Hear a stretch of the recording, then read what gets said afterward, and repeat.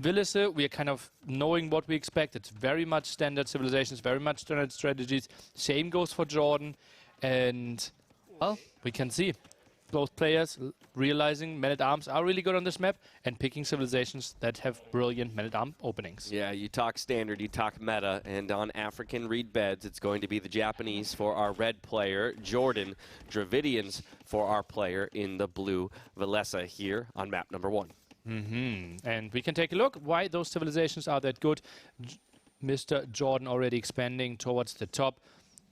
We'll save some wood here, building potential mills and mining camps, but certainly now for the lumber camp, and therefore can go for that dock a bit earlier, can get to those fishing ships that are even more efficient for him. And then also if he goes for men-at-arms, his men-at-arms are attacking faster. Yeah, honestly, so many bonuses that can be at play here for the Japanese. Dravidians, though, no slouch in their own right, as their fishing ships and villagers will bring in more food for each time that they bring food back, as well as the fact that skirmishers, for example, attack faster. So if you want to get those out onto the field in barracks, technology is costing a little bit less in case you want to go into men-at-arms yourself. And therefore men-at-arms plus skirmishes, something that Dravidians really love, plus also getting the water here at the bottom. The big question, though, with those two civilizations, how mobile are they, right? Because most of the stuff happens on foot, not really on horse or any faster units. So is this a one-dimensional fight for the center? Then the big question is, how are we controlling the sides? Because that's where we have to fight for if we want to get more gold. Yeah, if you had to call it better mobility for one, maybe you would lean towards the Japanese having a few more stable options, but you're exactly right in that primarily we'll see them focus around those infantry units and maybe a few ranged units early on in the Feudal Age. Both players opting to go for the back pawns first. In most matchups, we've seen kind of a trade where one player goes to the back pawn first while the other one takes the middle. And so a more cautious approach, almost it feels like, between these two players. And I think that's mainly because of the draft, right? Because sometimes if we have this map, we also had like Kawasan, we had something like Golden Swamp, where like similar civilizations have to be drafted, and therefore only one player can get a good man-at-arms with, and then we have some bans. But here, since we had all those boomy maps, with Outcrop, Hippo Arena, Fortified Clearing, the civilizations there will be more out of the box, and we can go for the standards here, which is dock into men-at-arm. And immediately both players valuing scouting information. Jordan, catching that fisherman on his way back to the back pawn, now knows, or Valessa rather, now knows that Jordan has a dock back there working away, and it will be matched scouting info for scouting info as we're on our way to the Feudal Age. Indeed, men-at-arms from Mr. Jordan has 3 on gold there. What is the approach by Villese? I didn't see a barracks yet. And that barracks is coming relatively late, and he realizes, and that's why he's sending 2 vills. Exactly. He'll make sure to get that up before the Feudal Age is reached. Neither player moving to gold just yet. There we go. Jordan just now finishing the mining camp, and 3 vills on gold. Means that the militia can be on the way. 2 already in the queue. And once again, Valessa now moving 4 to gold. Maybe it is a mix of archers, could also go for the stone there. What a really nice mining camp for sure. And allows him to defend without really going for too many walls here. Yeah, next question I have is exactly who's going to wall up the back pond. And I think it's possible that Valessa is going for it. And yeah, he does it. Not that necessary in comparison to if you played against scouts, for example. But they know it's just so much easier with the defense if you have to control fewer areas. And in the qualification, you sometimes saw people just walling their base small, but I listened to the player feedback and they felt like, yeah, we don't really want to play this map with those like full wall maps. And that's why we moved the TCs 2-3 tiles closer together, and it feels like both are more in the center, and therefore you can't really wall. Well, there you have it. Feudal Age for both players. Double bit axe for Valessa, and both going for the man-at-arms upgrade. So it will be a dance of the melee units, but we also have that archery range that you called out, Nili, as well for the Dravidians. But 4 on gold for Villese. He might be floating some, right? He obviously gets the extra wood. Is he playing double archery range? Looks Quite like possibly, it. Or was that a blacksmith and very early fletching? 7 on food will be tricky. Walls this one off. Maybe the men-at-arms are trying to get in there. Half the screen away. Gets that villager kill for sure. Oh, this will be an interesting dance. The men-at-arms, they're looking to get in. Oh my goodness, beautiful Vil snipe. And now the scout holding open the palisade and might even get one more kill here on the villager. And does, keeping the scout alive. All of these fish are lost to the world. Fire Galley in production, he's realized very early, so maybe he can run around a bit, can maybe save one, but that's certainly a really nice catch for Jordan. Yeah, it's such a massive deal that the Scout is remained up too because of its movement speed and its ability to continue to harass the ships. But yeah, you're calling it out. The ring around the rosy for the fishing ships to try and buy time for the Fire Galley to pop. Perhaps could save a couple of these. Let's take a look. Men-at-Arms, are they going for it? I think Fire Galley should tickle away. Men-at-Arms, I don't really think they will find too much. Meanwhile, the Men-at-Arms at the top, can they get in? I think Jordan tried to quick wall this one, and looks like he did. Good job. Massive plays out of Jordan here early on in the set to get eco damage done to his opponent and to prevent any from being done in return. At least as of yet. We do have a few archers onto the field, though, for both players, and actually Jordan will be the first to get to fletching. Oh, that's so sweet, and it was the double archery range play for Villese there, but only 4 on gold. And this is so ugly for him, right? Because he had to build 2 fire galleys, now even cancelled 1 fire galley. So he will accept he won't have anything, just sending some men-at-arms back. Jordan has to be really happy because he's not really threatened by non-upgraded archers. Yeah, even investing more wood into reproducing those fishing ships. So again, just having to put so much into this back pond, as well as the time invested of these archers who had to come all of the way back. Jordan finding a snipe onto the Scout, that's going to feel good just in terms of denying some vision and information from your opponent. Fishing ship trap. Okay, but he frees it. That's good. Good recognition there. Gets the fishing ship back to work. And now the food eco can be rolling again. But Jordan, once again, without too many losses, no eco losses at that, begins the walls on his main base. No one really feels like, okay, I can go for the center. It could be an area that I can protect. Obviously, pretty nice here. Could go for shawfish, should go for some ostrich, or the stone, which is basically the main resource there in the center. Yeah, look at this. Looping the archers around to the left-hand side. We'll see if he can find any damage while Valessa's going straight up the middle, trying to buy himself some time with pressure on the front of Jordan's base. Is this a stable?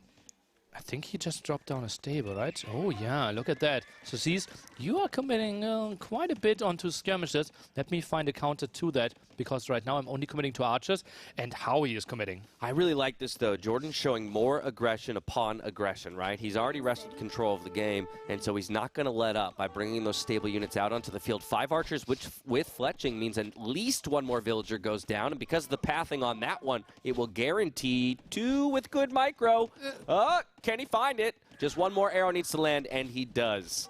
Good job here. That villager could be saved as well. 1 skirmisher leading the party there. A bit of a surprise. That woodline is not walled as well. Jordan is not done yet. Oh, man. He is popping off today here in map number 1 in full retreat with that villager, but still hasn't dropped one. 7-0 is the eco KD, and still 4 archers alive and well in the back of Valessa's eco. But 2 skirmishers trying to change that alive and well situation, but he's not really blocking the woodline. Both players really focused to get stuff done here, in Jordan, nice quick walls. Yeah, phenomenal quick walls, and the first scout is on to the field with 2 more in production. That's going to make quick work of those skirmishers that came forward to aid those man-at-arms. A couple of archers isn't enough. This looks like it's just about a good cleanup from Jordan when he's ready to take the fight, and he might just wait for overwhelming numbers to make sure that it's an easy play. Man-at-Arms, they kind of have to trade this one off. It's not really pretty. Feels like he's just trying to buy some time right now. Oh. But 4 archers, mispatrolling. Yeah, I think a bit of a misclick there in the micro. Would have wanted the man-at-arms to tank that damage as opposed to the archers face tanking it themselves. And once again, Jordan has full control of this game. More military, more eco. Walls continue to go up nice and slow, but there's no real rush to get them down at this point. And really nice by Jordan as well that he saves those 4 archers, right?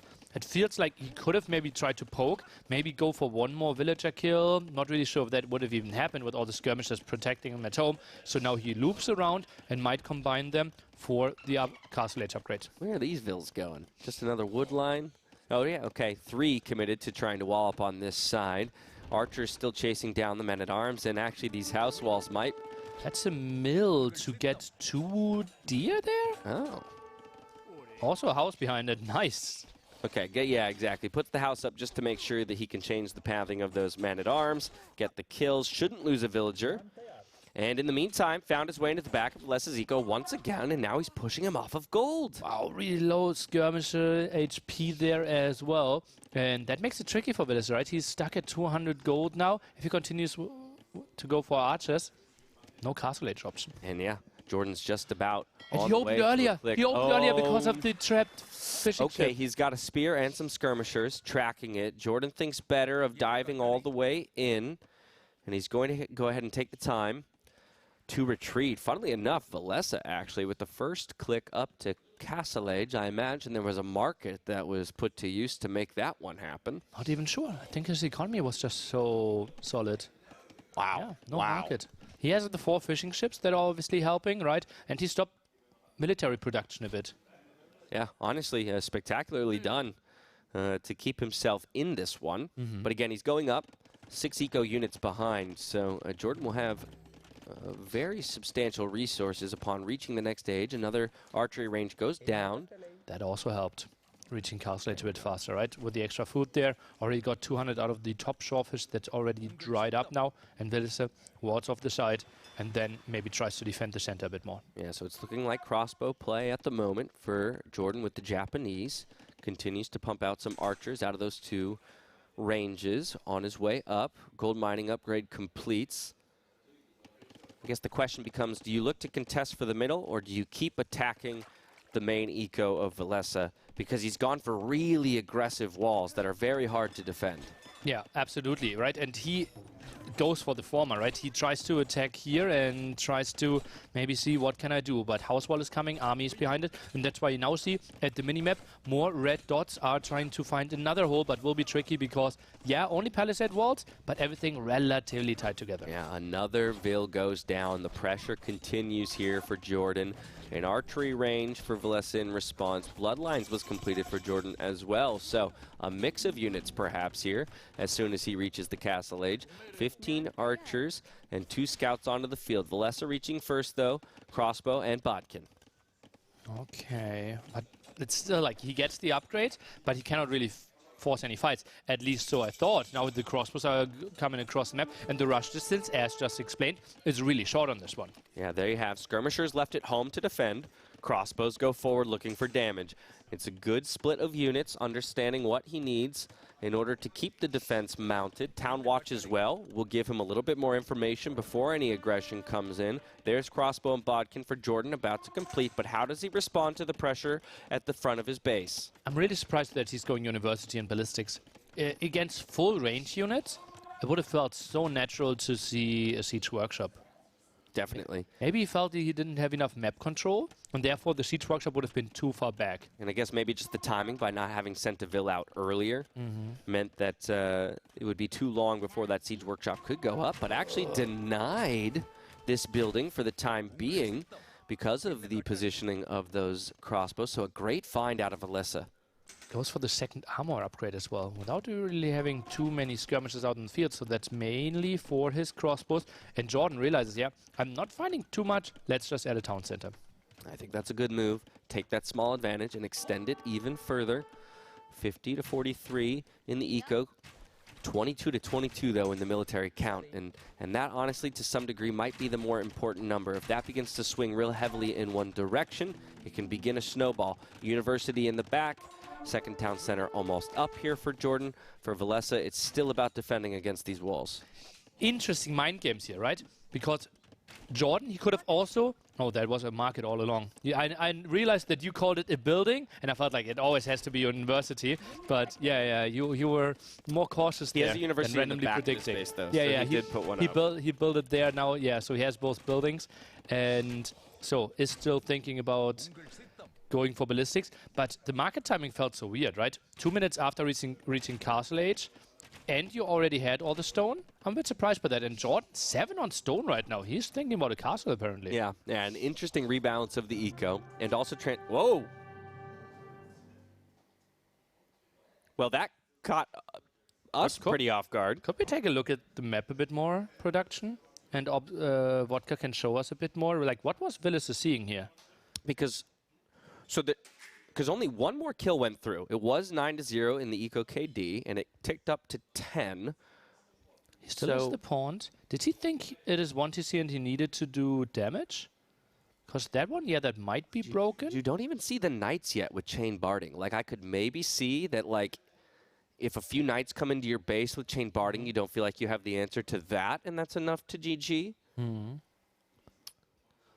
I mean, look, with our omniscient vision, we obviously know that Jordan was in a very solid winning position in this map. But yeah, it is almost difficult to justify from Valessa. He didn't have a lot of army at home, right? He tried to push through the center. That was all walled up. Here we had only 100 HP left, and the crossbows could come in. Only some skirmishes. Scouts, he saw bloodlines maybe, and saw the first armor upgrade, and then realized those skirmishes wouldn't be enough for the defense. Yeah, that could have been it. Well, thinking 12 steps ahead and understands that, or at least doesn't think he has a way back into it. A reasonable GG in terms of the overall game state, even if maybe we would have played it out for an extra minute, but doesn't want to belabor himself in map number 1 and move on to the next. His game sense just so much better, right? He envisioned like how the next 2-3 minutes would go, and it's likely that he loses all his army, right? And he was behind an economy. It's actually like crazy how he read that situation and just tries to save his energy for potentially the next 3-hour game. Saving his energy and saving ours, exactly. Doing us all a service here in map number 1. But it was that Japanese pick that gets the victory here for Jordan to the Dravidians pick of Valessa. Valessa now with his choice of maps. Fortified Clearing, Hippo Arena are his own home maps, so likely to go to one of those, but still Frigid Lake and Outcrop a possibility. Yep, can go for everything. Chinese, a bit surprising to me that it's still in there. Maybe for Outcrop. We have seen him play quite nicely there. And, well, with all the bans, it just becomes more tricky, right? Without Burgundians, without Poles. And, yeah, that's why we see this interesting matchup. Bengalis against Bohemians. Very intriguing matchup here on Hippo Arena. Map number 2. Jordan in the red here with a 1-map lead so far in our best of 5. We'll be diving in as the Bengalis. For Valessa, the choice is the Bohemians. And Bohemians, well, they're mainly designed around that beautiful unit, the Hufnice. And you just saw it on enclosed, and you felt like, yeah, like they are talking about this, but I didn't see it that much, and it wasn't that good. Well, on enclosed, we were basically in the center and had to move around at the sides, right? Here on this map, a push through the center is just so much easier, and that's why you're not getting that much punished for the lacking mobility. Yeah, we've seen what a solid massive Hufnice can accomplish. If you can get above that kind of magic number of 5, it can be pretty massive. Thank you so much for those donations. $100 extra going directly into the prize pool. A good reminder, as always on Arena, this is the best time for us to do it. Best time for donations. To let people know. Yes, you can support all of the players here at NAC4 by donating directly into the prize pool. But as we've taken a look at the strength of the Bohemians, let's also talk about the Bengalis, known for quite a bit of strength in their monks, and maybe that will be the play. Relic control out of this Civ, as well as an incredible boom because of the fact that their town centers spawn 2 villagers each time they reach the next stage. So that's basically 2 extra villagers reaching Feudal, 2 extra villagers reaching Castle, and something like 6 to 10 extra villagers reaching Imperial Age. And you mentioned the strong monks. Bohemians, the crazy of Nietzsche, one-shot a monk, except against Bengalis monk. That barely survived there, and that makes it crazy good how they can convert, have all the monk upgrades, and that's why Bohemians, one of the trickier matchups for them. Without a doubt. So we'll see what the approach is for both players, because as always, we have to ask ourselves the question, how many TCs get dropped? When do those monasteries come down? Is it boom first into monastery follow-up? Is it monastery first for relic control, understanding that you'll be behind in the boom? When do the players move to stone, and who wants to be the aggressor in the end? And I'm not sure, honestly. It just feels like a monk rush would make a lot of sense for actually either civilization, but the rush isn't so much longer compared to a normal arena that I think an actually double boom is the most likely scenario. And as we can see, people are already building houses for 30 population, so it's not like some super early shenanigans. I was going to say, with 500 food in the bank already for Valessa, he's sitting pretty, but the Vil production continues. 22 Vils apiece currently. First Vil out to gold just now to start bringing it in. 5 relics in the center, all reasonably even. Oh my god, that timing on Feudal is actually identical. Ah, yeah. Well, makes sense, right? Zero idle TC Zero time. idle TC time, and they both started the game at the same second. So, yeah, absolutely on eye level there. Have to love that you see this. And 24 population. You most of the time build 2 extra villagers there after you reach feudal age. We call that 24 plus 2 build order. And this is typically really tight if you want to go for some stable units with that. And as we can see, this is more of a boom approach. Villese now benefiting that Bohemians have the gold upgrades, and therefore he sends a bit more on gold to buy himself some food. Yeah, should be pretty clean builds for both players. We'll look for the Market Blacksmith from both when they reach the feudal age before the clicks to Castle Jordan. Probably going to abuse the market, though, because no villagers on gold. He long distance mined 30 so that he could sell 100 wood at 70, at a cost of 70, and get exactly what he needs to click up to the Castle Age. That also means like no loom for ages. He also has no way of contesting anything. So both players basically saying, I hand you map control if you desire to get it. But relics relatively far away, and both feel like, okay, I need a boom timing over relics. Scouts possibly running into each other, and it's always a curiosity who takes the better of the engagement in the 1v1. They go for it, and the question is, will either of them back away? Feudal Age hit at the exact same time for both players, and it looks like Valessa will take an early health lead. Jordan checking out. I think he would have lost it, but it feels really, really close, really random. And Jordan, he wants to scout. He doesn't want to play in the dark. Doesn't want to leave it to chance. And so now he'll run back to the safety of his own walls. Both players getting their Feudal Age buildings up. The clicks won't be too far behind, but remember, Jordan does need to sell that 100 wood, does just that. Boom. Castle Age for both players. I think Giga 8 Brain at one point, people were actually in the situation of Villese also sell 100 wood just to make Mess the with price. your opponent. Yeah, so Jordan can only sell for 69, and then he has to go and mine another 1 gold. I would have loved that. I would have loved that if you knew it was coming, but it's hard to know when you can't get the scouting info over the walls of your opponent to see whether or not they're actively on gold. Eco upgrades start to roll in for both players on the way to the Castle Age. Still waiting for the wood upgrade as soon as Valessa has the food to support it. And then it's a question of how many TCs. Would expect an immediate 2 out of each of them to go to 3, but does anyone go to 4 or possibly even a 5th later on?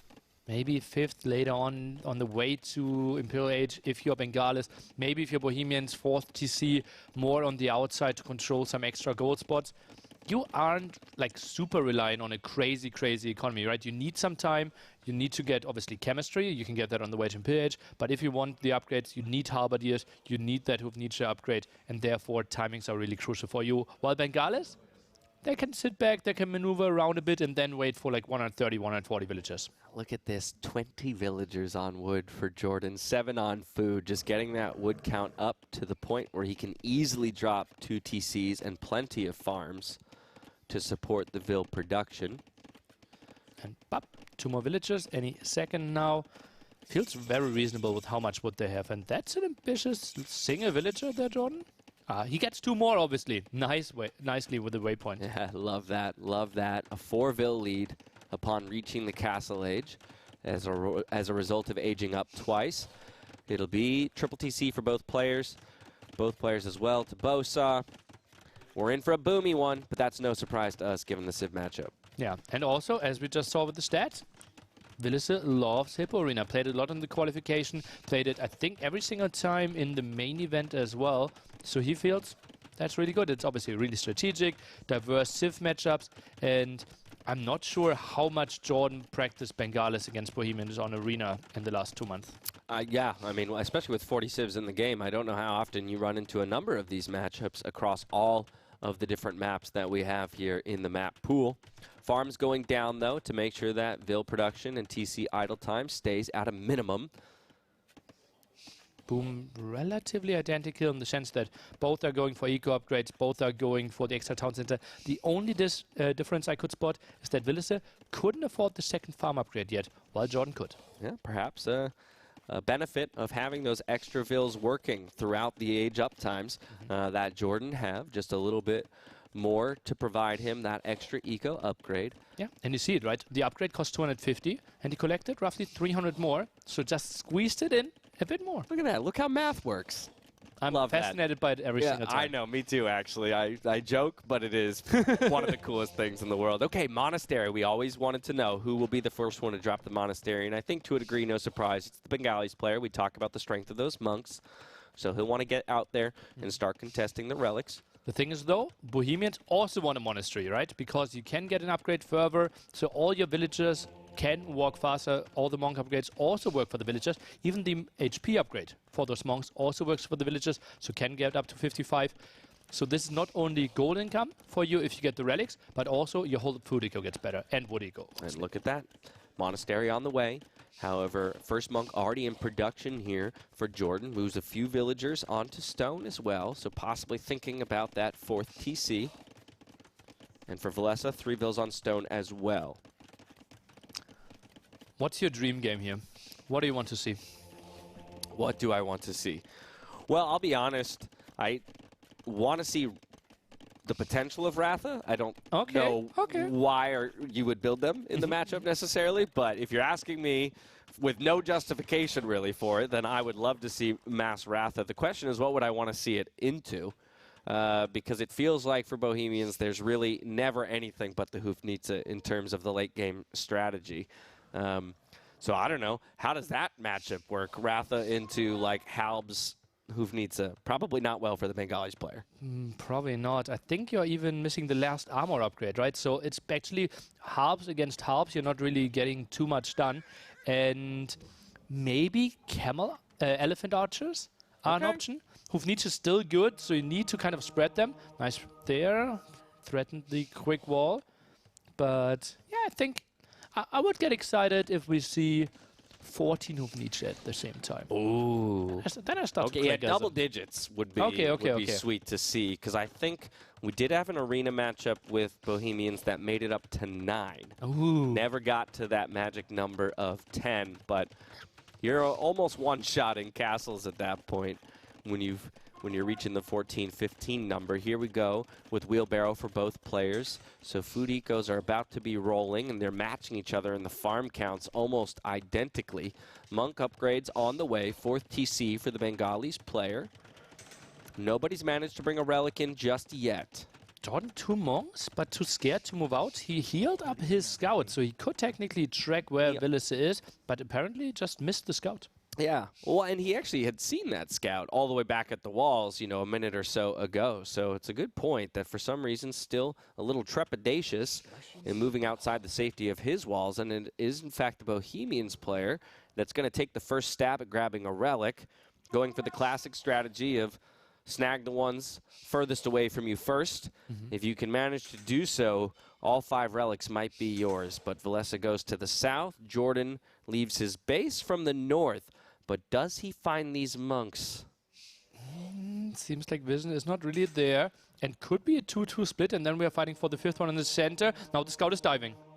All right, looking for the monk snipe. Gets 1 hit. The question is, what's the conversion speed? And unfortunately, he doesn't get it. This could be disastrous for Jordan, as he doesn't have any scouts on the field. He's going for conversions of his own, though, with those Bengalis monks. Don't forget they're a bit tankier, so it will require more hits to take them down. Chasing them away. These are very brave men. And atonement instantly from Villese. He's trying to chase those away. And this is horrible for Jordan. He will lose all the map control here. Those 2 monks, if they start converting, I think you just go back a bit. They are forced in, and now Atonement comes in. The scouts can chase, and the moment they are starting conversions, Valessa is baiting it. He's baiting it every time with the scouts. He's trying to delay the monks in their retreat. He's saying, come here, get your scout cavalry back so I can take your monks. And will Jordan notice it in time? There goes the threat of the conversions for the monks, and Jordan realizes it, deletes a wall to get his monks back to safety, but he may have just conceded all 5 relics. Yeah, not impossible there. Now the house wall behind it. And I think the big difference was that Jordan actually had further here. So his monks were running faster than the one from Villese because he squeezed in Atonement. All right, now we're threatening conversions onto the villagers. That's just going to be harassment onto this gold here in the front. Villagers coming forward as well. An Imperial Age in for Valessa. Resources collected shockingly close. Only 1 unit died this game. Actually, it's converted. Resources destroyed is counting converted. Today I learned. Yeah, that is a good little piece of info. Because that resource is still on the map, technically. Yeah. So it wasn't. But is it... It was destroyed from... Semantics question. See, let's go back to math. Math is better than English, and trying to define how that should be counted. But here we go, another monk on the way back. Conservative center castle placement here for Valessa with just a few villagers, but chemistry already on the way while imping. And that's a benefit of being the Bohemians. One of the few privileges that they get. Loom as well for extra safety on those villagers. Jordan grabbing Loom for himself too, and Imp 2 minutes away for the Bengalis player.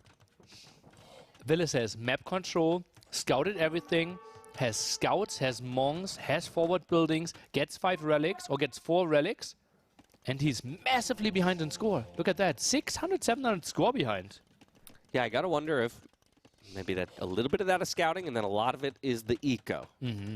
And that's just because Jordan has about a 16 villager lead, comes in with 4 scout cavalry, and Valessa was late to noticing that, so how many of the monks go down? It's likely all of them. The question is how many conversions come through, and so far the answer is 2 in the trade for all 4 monk lives. And Jordan will love that one. Castle at 90% here, only 3 villagers working on it. Feels like it should go up though. It will go up 95, close to 100 with 4 villagers working away, and unfortunately 2 scout cav is not enough to deny the castle. And so Imp in for the Bohemians player at exactly the right time, and expect to see those bombard cannons in production as soon as the wood is available. Oh, 200 wood right now, obviously. Costliest unit in the game. Even squeezes in handcart before. Yeah, maybe I would have ordered it the other way around. It feels like one kind of pressures a bit, right? You can just poke a bit, you can always micro it, and then just do handcart a bit later. Yeah. But Villese also feels like this game is not going to end anytime soon, right? It is relatively even military. And just feels like strong economy, won't hurt. And that's the benefit of sitting in these chairs. We get to nitpick. These guys are playing with hundreds of inputs per minute. Another castle here for Jordan. This one, very interesting placement. Outside the walls and far to the north. It's going to force Valessa, you know, away from the safety of his castle in order to get any pressure down. Okay, now goes for pikemen, traps. So far, bombard cannons did not spawn yet. Elite skirmishes. Obviously nice against the halberdiers, but won't be the craziest thing there to really push. It's more of a hold right now. I was going to say, an elite skirmishers is never what you want to be playing into Hufnitze if your opponent can get that upgrade. Lots of food sold here for Jordan to get his gold count up. Still no siege units in the works for him. The answer is 11 monks, though, at the moment, alongside those skirmishers. Is the low HP scout scaring away the high HP scout at the bottom there? It is. Okay. And as we learned yesterday... Oh, no, he has husbandry, I guess, because the light cav is faster. All right, here we go. Treb working away on that extra forward TC here for Jordan. But Jordan getting lots of production buildings up in the north. Tons of monks under his control. So it's all about the monk micro and the possibility of conversions. We've got elite skirm, bracer, and ballistics on the way for Valessa.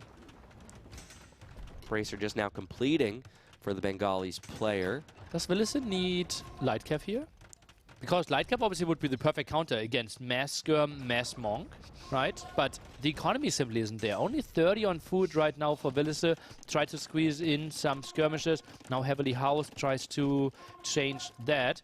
But I don't really see another cycle of farms being set up. Yeah, I think in the next 3 to 5 minutes, and that is what you're going to want to be going for. For now, though, a little bit more balanced in your food and wood is maybe why skirms is currently the play. Because at the very least, if you amass enough, you can start to get in there and threaten the monks. But a reminder, Bengali monks can take a lot of hits. Yeah, and like those halberdiers are never going to kill them. Skirmishes, only 1 damage, or like at least very little. And so Jordan's army is actually way stronger than it kind of looks on paper. And I'll be honest, I'm really loving his current approach to the game. Just continuing to expand around the top side of the map, right? He's happy to concede a little bit of ground, re-walls as well, back at home, just to make sure that nobody can run in and raid the eco. Small engagement here between skirmishers and monks for both players. So neither has a super deadly force at that. Still looking for those archer armor upgrades to find the edge in the skirm battle. Treb's out onto the field for Jordan finally, so perhaps he can mount a push. Relatively aggressive castle towards Jordan's base here. Look at that. He doesn't really have a lot of control here, but he knows all the army of Jordan is at the top, and that's why he isn't threatened at all to build that castle. Yeah, to a degree, it's kind of a race for who can pressure the main base faster. It looked like Jordan was trying to build his way to the northern side of Valessa's base, and Valessa's going to beat him to it.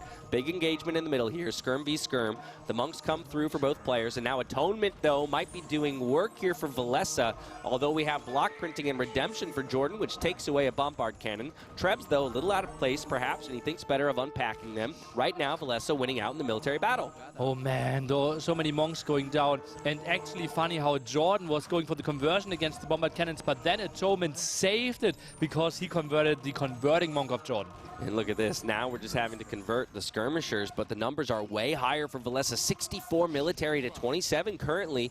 It doesn't matter if you have that eco lead, if you got no military to protect it. And right now, the monks are in retreat back to the safety of one of his castles. Another castle forward for Valessa means he's knocking at the door of Jordan's base. Uh-oh, interesting moves here. Monks trying to save themselves. Traps relatively exposed, but not a lot of army that can really threaten them. But that's why the bombard cannons are rolling over. Yeah, here we go, looking to take out some of these production buildings and start to cage Jordan back into his main base, working away on the archery ranges. What's the answer here for the Bengalis player? It just seems to continue to be skirms and monks. Novnic is now coming in, and yeah, the answer could have been something like light cav, but then again, we already showed that we aren't too far away from taking into Halberdiers here as the Bohemian player. Now some conversions coming in though. Yeah, these could be big if he can manage to get all three. He does get one, and could even micro a kill here. Targets the skirms instead. That's a fine trade, though. Didn't lose any monks to take away one bombard cannon. Got some skirmishes with that as well. Now skirm v skirm intercepting here. Kind of weird that both are going for relatively similar armies, but the KD is so much better for Villese. Yeah, without a doubt. And this is where I come back to that magic number that you called out. 14, right, for the Hoofnitsa. That was your dream. Right now we've got 5 on the field, 1 in production, 4 Trebs in production as well. Valessa thinks that his army comp is correct. He just needs more of it. Yeah, and he already had 3, right? So that's crazy. Like, you have Nietzsche, and you're still going for 7 traps. Either Demission. What is that castle? What? How did he even get there without... I mean, fantastically done. I think he battered down the walls and then garrisoned through the castle? Maybe he shot something earlier because, like, we saw the rewalls there as well. The the bombard cannons opened a bit earlier. That's just crazy awareness by Villese. He sees all the armies here. Your main base has to be open. I love that. I love that. He's like, oh, I'll happily give you the center of the map if you give me the 100 vills that you have at home. Putting the castle down, and it will successfully go up for Valessa. The question is, will Jordan's, but 70% being targeted by a ballistics castle. He's polling the whole village to try and make it happen, but no, he calls the GG instead. Wow. Takes it down here on Hippo Arena, and Villese, that looked just so controlled, and it just felt like Jordan not really having the clear plan, like what is the army composition going to be, how do I need to set myself up, and then those monks, it gets tricky, right? He went up to like 25 monks, 40 skirmishes. He's only a human. He can't micro 25 monks individually. No, you don't have that many buttons on your keyboard in order to control group them all, right, to make it effective. And so, yeah, maybe over-indexing into the monk production, under-indexing into another tech option like Light Cav or something to deal with the monks and skirmishers of your opponent, and just didn't get enough conversions on the bombard cannons to really make a difference. Sniped 1 or 2 here and there, but Valessa overwhelming numbers. Pushes up the gut, gets the win on his home map of Hippo Arena, and we're evened up at 1-1. Okay, now the big question, what is Jordan going for? Obviously, Frigid Lake and Outcrop, his 2 home maps, technically could also pick Fortified Clearing. Would surprise me a lot, though, simply because it kind of feels like a repeat of the game that you just lost earlier, and therefore maybe switching gears, going for Outcrop, some aggression, or Frigid Lake and make it messy. Yeah, Frigid Lake... I'm curious what the civ pick is there. Berbers, most likely. But you're playing into Byzantines. Lithuanians actually have a really good opening with Frigid Lake. Earlier, yeah, because of the food, you can get the dock up, put more vills onto wood, so that's another option. Yeah, I also have to think it's very likely that on Frigid Lake you will face Byzantines. So outcrop is Mayans then, if Lithuanians go to Frigid Lake? Do we want to play Mayans against Gojaras, though? No. But I also don't... Well, you have to play one civilization against Gojaras. Then maybe I go Berbers to outcrop and play that into Gojaras? Maybe, but where are we playing? Like, what is our fortified clearing civ here? Berbers? Oh, lordy. Okay, I don't know. Jordan didn't have a proper third civilization, right? And Portuguese got sniped. Bengalis got played on Hippo Arena. This will be a lot of mind games. And he goes Lithuanians indeed. Okay. So it feels like maybe for fortified clearing, stiff advantage for Villese later on. But right now, I'm interested to see the openings. As we all know, Lithuanians starting with another 150 food at the start. And that makes your start so much smoother. That's why he can put more villagers on wood and can drop a barracks at 50 seconds into the game. Oh, let's go. Let's go. Maybe looking to go forward and harass the villain dock placement from the Byzantine player. Nice and early. Valessa, on the other hand, full focus onto food right now as he brings a few villagers out to the wood line to get himself in a position to go forward and drop a dock. What an interesting strategy here out of Jordan. We'll see if it pays off for him. It'll almost undoubtedly catch Valessa off guard, who's currently still scouting the back of his base, so unaware. And it will take quite some time to really see that, right? And we've seen it earlier before. I think Hera played it as well. There with the early drush and militia. Also big question mark, do you find your opponent that quickly, right? Sometimes Frigid Lake, it's not always directly on the other side. He goes a bit too far to the north, but if he goes down, he directly arrives at the woodline. Yeah, bringing the scout forward alongside the militia and not waiting to group them up. Wants to get forward and apply the pressure. Possibility of catching out one of these villagers right as they arrive to the center could be massive. Valessa, scout looping around. Will it get the vision? This could be game-breaking. It should. Oh, this is tricky. And obviously Byzantine's more range, but not going to happen. And yeah, that's the problem. And Jordan, he thinks it might be an earlier dock here. Oh, the shirts. This would be no loom villagers at the woodline. And that militia chases the scout. Oh, and it's now shown. Well, Valessa didn't turn it around, though. Oh, he maybe didn't actually see it. He did not turn the scout around, so possibly got away with murder there in not getting found out. Loom click for Jordan. Militia, but he has the sixth sense, or maybe he did see it because the walls go up around the wood line. Fantastically done from Valessa to make sure that he's not disrupted in the collection of that wood. Okay, militia make it to the berries. But Vill's happy to take the fight. Still no loom. Don't get confused that 50 gold only in the bank. He still doesn't have loom. Loom is queued up behind this villager. Yes, okay. Loom on the way now, but luckily gets the walls up to make sure that he won't be losing a villager to Dark Age militia. And those militia, what will they find? Can block the gold a bit, can maybe force some more quick walls, but it's not massive damage. And Jordan, that's a big problem with the strategy, right? You are very limited on food on this map, and not going for the dog means you need to heavily go onto berries, and their food income is just so slow. Yeah, tons of Vills moving over to berries just now. 2 more Vills queued up, though, for Jordan as well. Feudal Age now on the way for the Byzantine player. 21 pop up. A bunch more Vills forward to the wood line. No one's dropped a dock yet. What are those 2 villagers up to? Sneaky archery ranges? It's not for a lumber camp with only 2 vills. Yeah. Maybe just move around and get the dock up. That could be an easy choice. Yeah, it could just be like a southern dock, move it out of the typical line that Jordan would be walking in order to get to his opponent's base, forcing more repairs and just the rest of these walls up. A little bit of idle time for these villagers, getting whatever value he can. Now 5 villagers coming forward, Nili. Is a dock placed? Maybe just 1 dock into Tower Rush? But why? Or is that just for food income? It could just be 5 vills onto the deep fish there for food income. Jordan also moving out for a dock now. Walls the villager up. You like to see that just to make sure he can get the dock into play. 30 seconds, though, till the Feudal Age, and Valessa is aware of that dock placement. So once his dock is up, it's an easy early fire galley out onto the field to grab control of the water. Villese is still not on gold, right? So, yeah, 1 fire galley of Byzantines wins against 1 fire galley of Lithuanians. But the big thing is still, if we get a 2nd fire galley out, Villese can't afford it while Jordan can. Just a little harassment on this villager. She tries to make it back to the main TC. She should do that no problem. However, a little bit weaker for it. Ooh, even though, getting a little cheeky with these walls. Does he wall the scout in? Oh, he gets away by the skin of his teeth. We'll keep that scout alive. And now Jordan reaches the feudal age.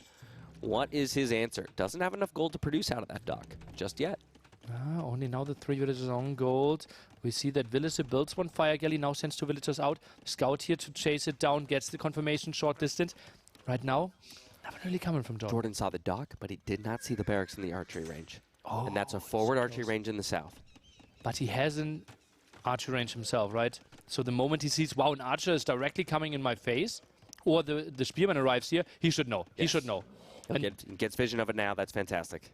And although you have 5 on gold, I think your opening is skirms here.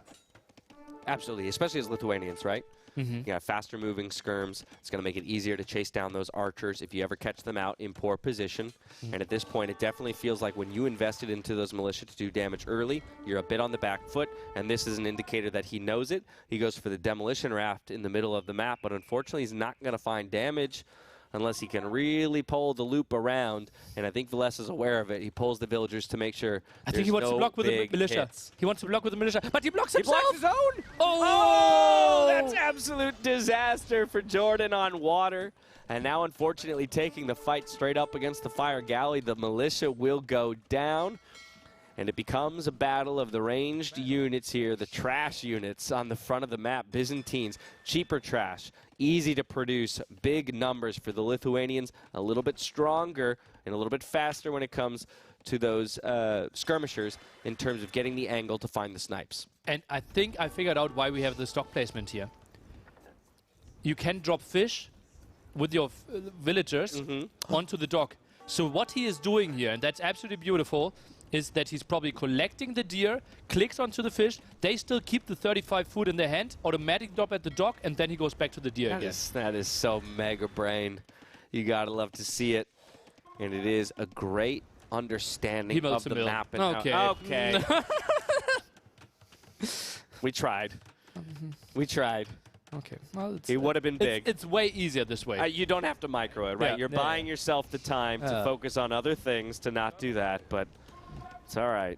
It's all right. Sometimes we outthink ourselves over here on the caster desk. Range units looping around. It's 4 skirmishers and 1 spearman now to harass the forward gold of Jordan. An annoyance more than anything, but over time, if you don't find a way to deal with it, it will be difficult to keep bringing that gold in. Has plenty in the bank currently. Has 1 ship garrisoned in his dock, but hard to overcome the Byzantines on water. Tries to snipe the spearman, meaning that the scout can do quite some damage. And, pulls both units away. Still some harassment from Villese, but only skirmishes tickling away at the left-hand side. Should be no losses for Jordan, really. Yeah, doing a solid job of walling towards his TC. Skirmishers rotate from the gold to the wood line. We've got the Byzantine skirmishers chasing down this lone archer. We got the scout, though, chasing down the 3 skirms. In the end, you'd probably be okay with that trade. 3 units for 1. Pops out a fire galley. That's a really low dock already, right? HP-wise. Like, that was burning heavily. Yeah, I mean, those 2 fire galleys have been sitting there for a couple minutes now, working away on it, and therefore you can't keep your ships garrisoned inside. We'll pop out the 2nd fire galley, get at least 1 snipe, but again, we'll lose the 1v1 against the remaining Byzantine fire galley, pulling the Vills to deal with the skirms, and 5 skirms of his own here in the back of the base. Jordan will clear this up or push it away. Okay, let's take a look how this one will develop. It feels like that one shouldn't really do too much more damage. We already walled at the bottom. And now the big question, Jordan, like, do we want to contest further? And that's what I wanted to see. He is repairing the dock and kind of keeps Villese honest there. He needs to continue building fire galleys, although he actually squeezes out some more fishing ships. I was going to say that as well as fletching. And so possibly some land aggression. If he can get those skirmishers or some archers forward, still skirmisher production, still a couple more fire galleys to be a nuisance on water. But Valessa looking to complete the walls. Much better food situation for Valessa as well, which means it will be a faster Castle Age click. Jordan's going to feel the pressure to do some damage here soon. And he loops around. Also takes a lot of time. Yeah, Lithuanian skirmishers are moving faster, but the distance is so long. The market will finish. The walls will finish there at the top. Did he reposition his market? Could we see that? Didn't he wall at the top of the market? Look at that. He didn't want to show the market. I wanted to have the market earlier. Wow.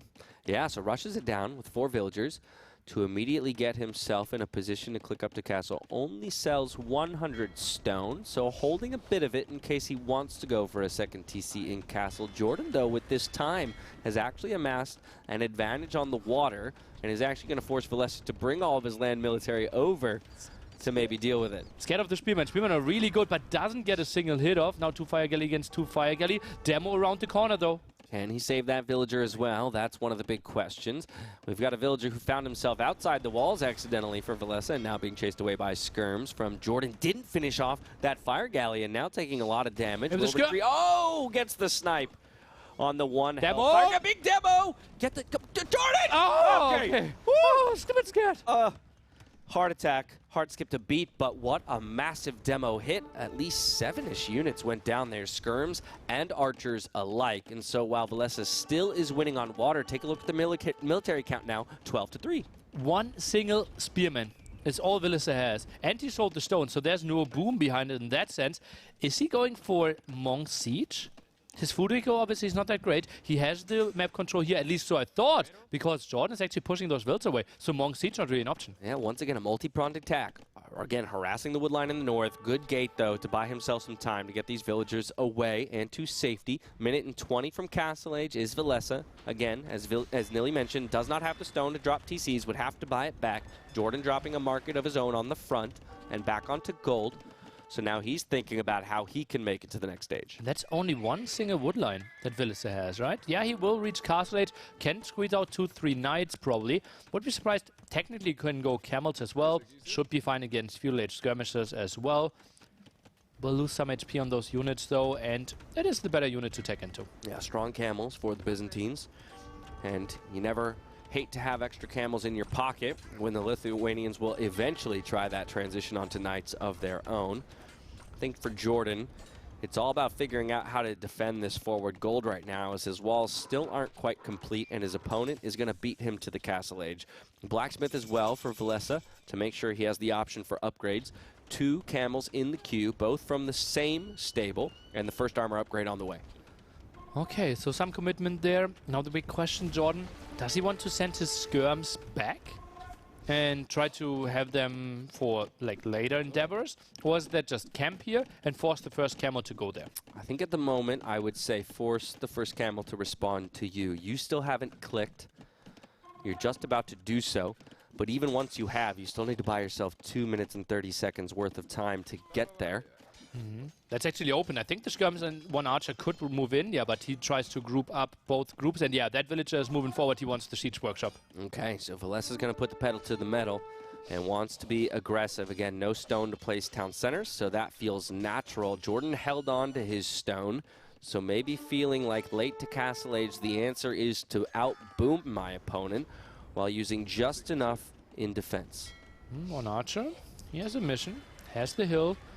Double Fire Galley, 1 demo. Not impossible that Jordan clears up the water eventually. Yeah, we're answering the question of how many arrows it takes to poke a hole in a boat and force it to sink. 1 damage per shot. Let's count down. 78. Ooh. 70. What? Oh, okay. A double Fire Galley. All of a sudden, you started hitting headshots on the Fire Galley. Okay, we eject the Fire Galleys and look for the fight, but once again, it's the Byzantine player who's in full control of the water. Even Camel's helping out in that regard. And while Jordan gets a couple of snipes, it's not enough to get that control back.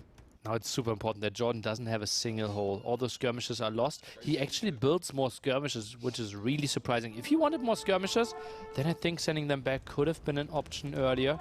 But as you said, still an option to go for some more TCs if he desires to. Yeah, demo rafts looking for fishing ship snipes at this point, just to hamper the food eco of Valessa. We do have that forward siege workshop going down at the moment, and it's in prime position to threaten that gold position from Jordan. So that will be his major concern as he reaches the Castle Age, but not yet aware of its existence. And tricky to scout there, right? Goes for the demo now. Jordan maybe over-investing into demos a bit. Tries to... Oh, but that villager. Oh my god, is he going to scout it? Because he doesn't know about it yet. Unfortunately, The Siege Workshop will go up in time, and while he now gets vision of it, and that is still useful information to have, Elite Skirm is the first tech upgrade for Jordan in the Castle Edge with Bodkin right behind it. And goes for the Siege Workshop himself, but it feels like there's one hill there right in front of the Siege Workshop, and that will be really nice for Villese. I think what Jordan could do is just suicide one villager and try to block this area off. Just build like 2-3 houses so that Villese loses his hill advantage. I wouldn't mind seeing it myself. And we'll see if he thinks of it. But instead, at the moment, prioritizing getting a TC up with just 2 villagers, and did get a quick Siege Workshop of his own up in response. Valessa with Vills on stone, also managing to get a second TC in the works. And so we'll be able to match Vill production from Jordan. Valessa also brought 1 relic home throughout all of that. And that every relic you can steal from the map is so advantageous against the Lithuanians. Gets the one in the center. Feels like one at the very far left will be tricky for him, but not impossible that Villese gets to 4 before Jordan even really start thinking about relics. Exactly. 2 already guaranteed to come home. Doesn't know about that one in the north. Chain barding armor for his cavalry, the 7 camels that he has on the field, but great catch by Vodka. 3rd monk about to snag that relic in the south. These are elite skirms against camels with this. It's going to be a tough battle for him to win. In full retreat mode at the moment, Mangonel out. Even that's a little bold, because these camels might just look for the snipe. No, they think better of it. They'll back away before that second armor upgrade comes in, and Jordan moves out to a 3rd TC. Nice move there. And that was a nice hold, right? He barely lost any skirmishes, killed a camel there as well. I was a bit scared for him. Oh, yeah. No, I thought that could be disastrous, especially if he chose to jump onto that Mangonel. Because if you just get the numbers rolling with that hill that you called out, it could really start to snowball in Valesa's favor. There's the monastery for Jordan. So he'll have that in response to the camels, and also a possibility to snag 1 or 2 remaining relics on the map. But it's starting to get scary for him. It feels like Villese already guaranteed 4, so the only thing could be 1 for Jordan, which is kind of easy at the left-hand side. But those skirmishes, shockingly adventurous. Oh, yeah, they are. They're doing the world tour, really, from all the way in the north, all the way to the south. The camels thinking about chasing them down. There is a small hole in the wood line here. He's over really good. That's actually really good for him. That hole is so good for those skirmishes, I can't believe it. Safety. And the knowledge that the hole is there. 3 walls right behind them. Now he won't get raided. I do like this, though, from Valessa, just making sure he's got plenty of outpost vision on the front, and he's the Byzantine. So look, he can basically see the starting TC from Jordan with that vision. Yeah, and he also has an outpost at the top, right? He just has full control. Look at that one. There's no escaping. Jordan could maybe go a bit for the bottom, but Villese just came from there picking up the relic. Jordan gets at least 1. Yeah, not going to get surprised by anything with that kind of vision. We got pikemen on the way for Jordan. So thinking about that as a response to the camels, and 5 spearmen already out onto the field. The Mangonel pops. Great split from Jordan. Now looking for the Mangonel micro of his own. Target fire connects but does not kill. Valessa also missing on the skirmishers. Big snipe from Jordan. Mangonel v Mangonel, but like Cav and Campbell's coming in looking for the clear up. Will the villagers be able to repair, or will the Mangonel go down? Prioritizing getting them into the TC and dealing damage with the arrows from that. Okay, a couple repair vills working away. In fact, might keep this one alive. Valessa kills his own light Cav, unfortunately, and now the skirmishers might win this battle against the camels. What just happened?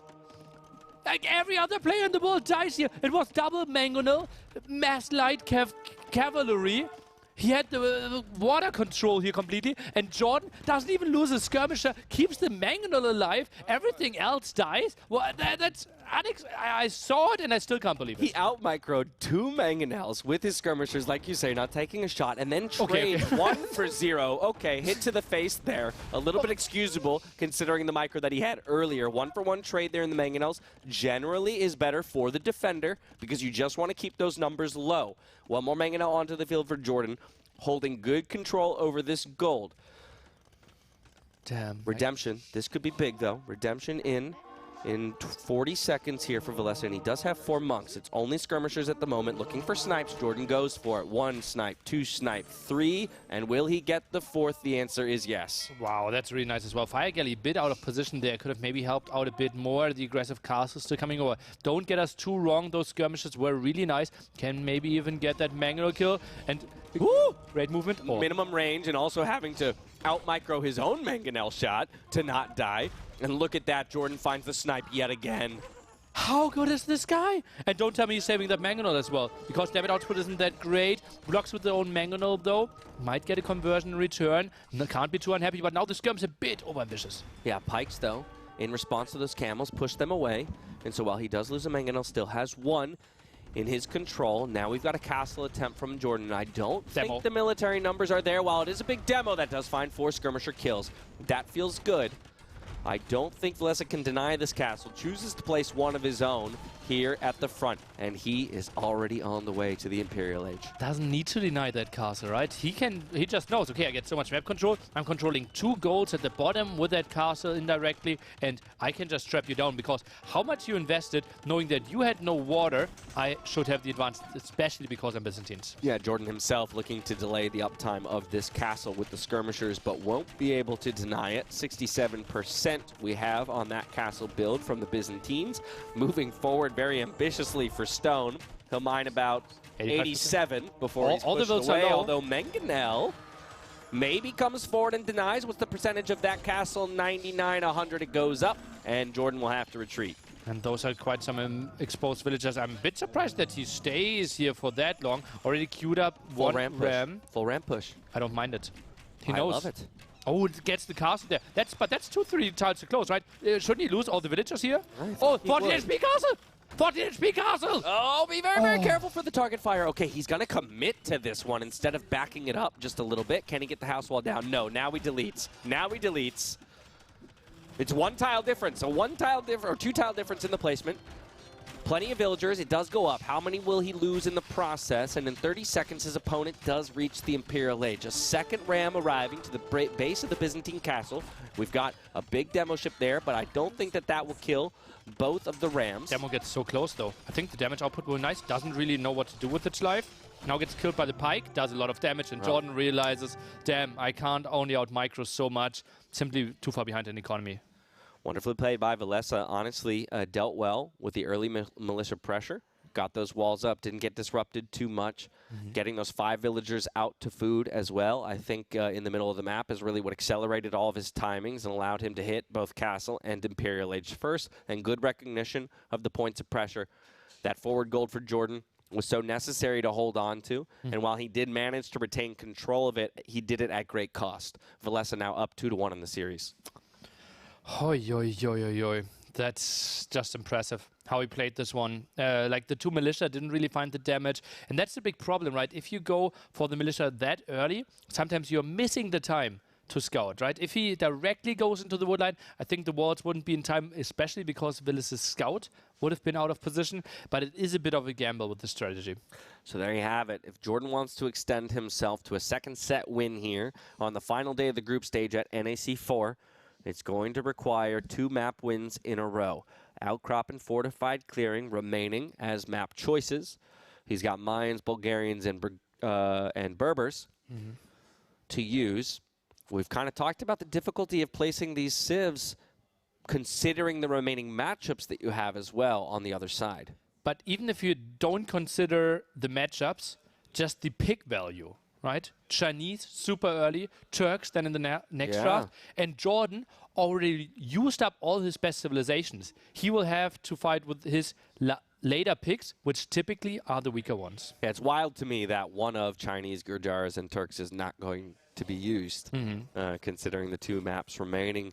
But wasting no time getting into our 4th map here in set 2 of the day. It will be Outcrop for Jordan to try and extend the series. He's playing as the red player. Mayans is the pick, and Valessa will go for the Chinese. Interesting. He had Gurjaras also as an option, right? Gurjaras pretty good here because they could have played with the mill, could have benefited from all those herdables. But as we all know, Chinese just crazy good because they're starting with 3 extra villagers. Obviously get heavily punished here with this format, actually starting with -100 food in the bank. And therefore, you are looking after some idle TC time at maybe 2 to 1.5 villages advantage. But look at that. Only 23 seconds idle TC time. Villese already is 2 villages ahead. At the top, it looks like only 1. Because obviously Mayans also one extra villager. Yeah, very well done by Valessa then in his start here. And lots of food available on this map. So should be able to sustain that at this point. Of course, the Mayans on the other side. One of the favorite units is that Plumed Archer. Plenty of mobility on that unit for a ranged unit. They also start with 1 villager of their own at the cost of a little bit of food. Resources lasting longer. Hasn't come into play too often. But if we go into another 2.5-hour game, then it very well might. Who knows? Well, it just makes, like, you have very limited gold around your base, right? It's only 3.2k, and those gold mines indirectly have more gold inside, right? So that forces you to expand a bit later. You can squeeze out some more eagles before you expand. Plus, if you only have 1 gold spot and you're getting pressured, that simply holds longer, and therefore playing tight is okay with Mayans. That's a very good point. Yeah, they can be a little bit more adaptable in when they choose to go out to the sides in terms of securing those resources. Interesting house next to the mill there. He's blocking a lot of his own pathing. Was that just to get hits on the scout? Because he's 19 out of 20. Yeah, he's not building a house. Uh-oh. Palisade? Uh-oh. Villese? Now Freeville's rushing down a house. Yeah, I think the intent of that house was to redirect the scout and get a little bit of damage. But in the process of doing so, ignored the fact that he did need a house for Ville production. And so a few seconds added to the idle TC time, but not terribly detrimental. Still a small lead for the Chinese player in that regard. Loom complete. Feudal Age clicked for Jordan. It's a 20 pop-up. And for Valessa, another villager in the queue. And Jordan has played quite some aggression here with Mezzo, right? I think against Viper he went like double barracks, 1 archer range in Feudal Age into double barracks, double archer range in, I think, exactly this matchup.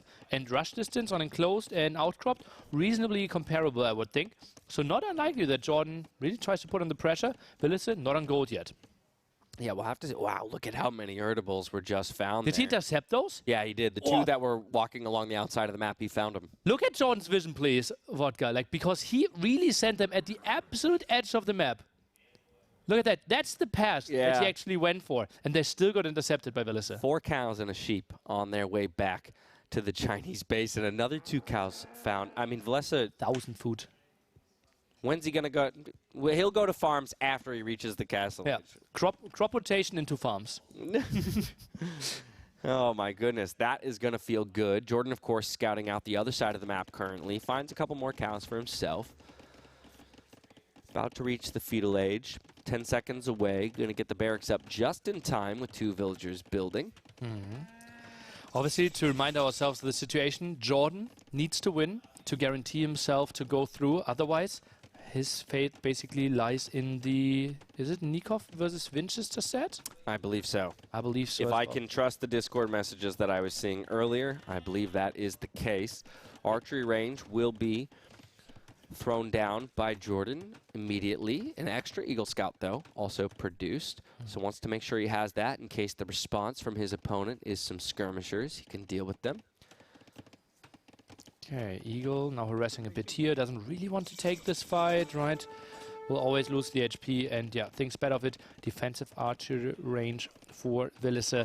Still, distance is really long. Not impossible to wall off everything. And Jordan, yeah, he will get map control. The big question mark if he finds massive damage. That is exactly the question. Second archer on the way. When does he move out with them is the question. This is not a good fight to take for Jordan. Unfortunately, has to because of the speed of the scout. It's a 1-for-0 trade. Valessa backs away. Still plenty of HP on that scout, and all you need is 1 to get info. 5 on gold only here for Jordan, or make it actually only 4. Not enough to really keep reducing out of the barracks and the archery range. And therefore we see right now barracks idle only goes for archers. Really defensive play, and if both players are going mass archers, typically better for the main player. Yeah, and for Jordan, not going to get his military forward, I think, in time to really pressure Valessa. Although, as I say that, Valessa goes for more aggressive walls than I thought he may have, going to a further wood line here. Forcing it down on the northern side is going to check, I think, for a hole in the back. Well done, because there is one. And so now it's about whether or not those two archers that are moving forward for Jordan find any damage on the southern side. Really clever play here, fletching for Jordan. Although he doesn't have a lot of intel. Like, did he lose his other eagle as well? No, he's just scouting the bottom. He doesn't know anything. This is interesting. It's a bit of a blind move, like sending two archers out with fletching without knowing anything about your opponent. Yeah, finds a couple more cows, but is going to arrive to see the walls just about completing here. And while two archers with fletching can potentially pick a Vill, even Valessa with that kind of sixth sense right there goes for house instead, gets the walls forced up. Low health palisade.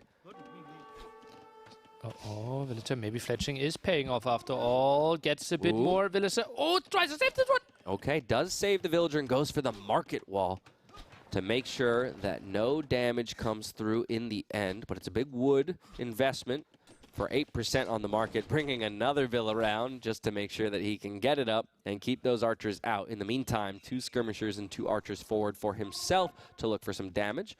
Also fletching. Jordan's macro slipping a bit. Look at that. He already is building the market and still 400 wood in the bank there. Not really going for either a second archery range or any farms. Obviously, he still has a lot of free food, but then maybe only playing 8 on wood could have been an option.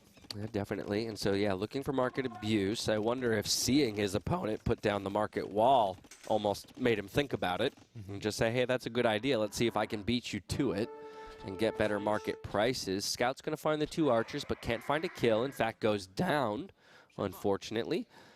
Those two archers are adventurous, right? Knowing that he will face at least two archers and an eagle. And the eagle does scout them out. Jordan goes to the edge of the map. He wants to, like, he really goes into the corner. He thinks, I'm getting chased by more than only two archers here. He really tries to hide. He's going to play hide and seek here. Behind the sheep. Ooh, behind the cow. He'll never see us. Tries to hide behind Yeah, it. just act like a cow. Moo. Nice timing. All right, market use for both players, but Jordan was there first, selling off 300 wood. For Valessa, it's going to be buying. And it worked. Food It worked. Selling wood. They archers? They didn't Look see us. at that. Look at that. Nice. The spots act as camouflage. More food bought for Jordan. Look at that. Balanced out the eco, and he's up to the castle age, not too far behind Valessa. I thought about doing another cow joke, but I didn't want to milk it too much. I appreciate that. Thank you. I had to endure a couple T90 attempts in that last set. Yeah, he was good at that as well. All right, remaining eco upgrades come in from the Feudal Age here with Horse Collar and the gold mining upgrade for both players. No surprise that they're not going for the stone just yet. Of course, no need. More houses come down for Jordan just to reinforce the safety of those palisade walls. And it becomes a question of who's the first to reach for one of the edges versus booming at home with safer TC placement. And Jordan, I think he just scouted the whole bottom area, right? So it feels more natural that he's at the bottom because now he tries to figure out the stuff. No, look at his vision. What did he scout? Is that like 85%, 50 minutes into the game? Gotta love it, and that's why you see a 200 score lead for him as well.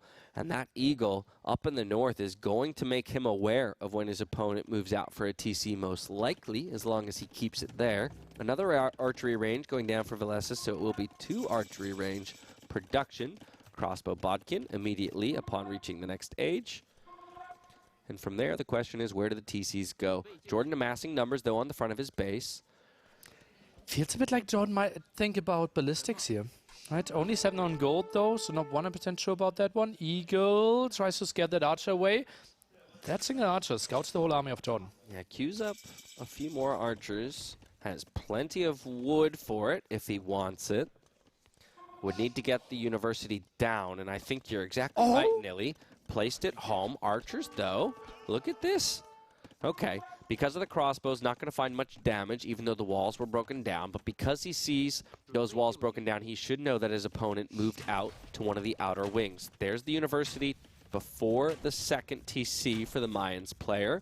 But Valessa's knocking at the door. What's Jordan's response? Not opening. So therefore, Villese has to break the gate We're not by force. home. Leave the package at the door.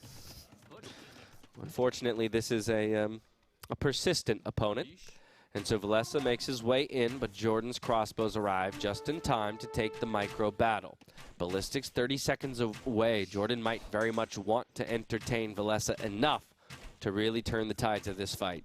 Oh, nice moves here. Neither player really losing anything. This was the first full volley that Jordan took. Dodged the second one. 1-1 KD here. Yeah, battle of the upgrades, though. It's ballistics about to complete, but no armor on his crossbows, whereas Valessa just completed the second armor upgrade and also has an elite skirm tucked in there with the hill advantage.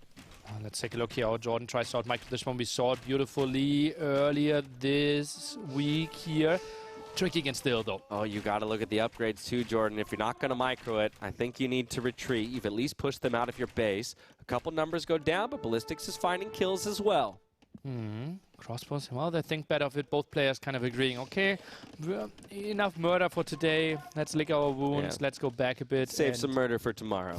Yeah. You know? And now more town centers, both players booming up. Could be another long one. Oh, yeah, I'm ready. I'm ready. The first few were relatively quick by today's standards. So at this point, we're due for a long one. I've already got my tea with the honey ingested. My voice is ready and raring to go. Yes. Third TC dropped here for Valessa. Only 2 still for Jordan. You're sitting here for 5.5 hours already. Oh, yeah. Yeah. Oh, yeah. This seat's nice and warm for whoever comes to it next. I tell you that much. Nice. Crossbows, they should win this fight. I don't think Villese is really patrolling in there. This could be something. Only some damage. Great recognition and good micro from Valessa. Pulls them back as soon as they get engaged upon. Jordan now, though, bringing both of his groups of crossbows together, so he's going to have great numbers. However, he's fighting into elite skirms at this point. Yeah, I wanted to go for the forward siege workshop. That's probably the purpose of that villager. And now skirmishes are moving in. Jordan seems like he has so much that he scares Villese away. I was going to say, good enough numbers that even into the counter unit and with ballistics, he can really threaten some kills, and he's pushing Valessa back. But this is a much more conservative siege workshop placement from that one villager.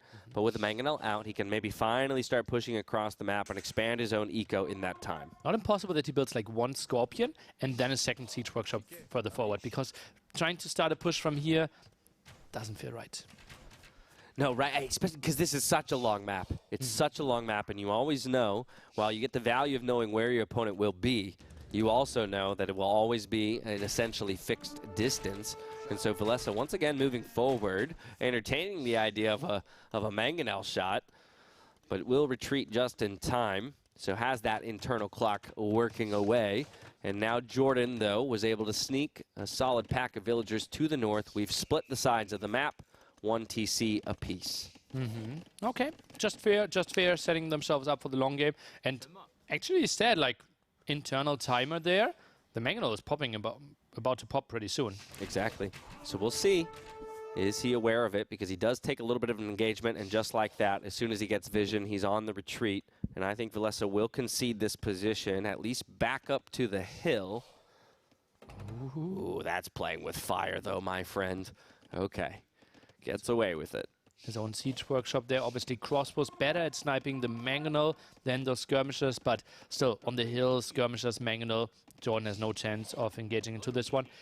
I think Eagles could be good against this, but if you go into like Eagle Warrior, +2 armor, tech into like 10, 12 Eagles, you're delaying your imp timing so much that it feels unlikely for Jordan. It feels like a nearly dead even game. However, there are a few differences. We've got Bowsaw in for Jordan, so food eco definitely better, but we have Wheelbarrow in for Valessa and a small villager lead, currently 7 as we speak. Okay, nice. 22 farmers against 21 or something like that for Villese. Reseeds some of his. Is heavily housed, or actually it isn't housed, just builds a lot of houses at the same time. Imp timing, not really around the corner. Exactly, yeah, still well away from that. Now wheelbarrow click for Jordan, so that's going to help in the food eco in particular, as well as just some more villager speed in case he wants to migrate more out to the wings. Let's see here. Valessa using 1 skirm to scout in the south. You love to see it. Just constantly looking to be aware of where his opponent's resources are.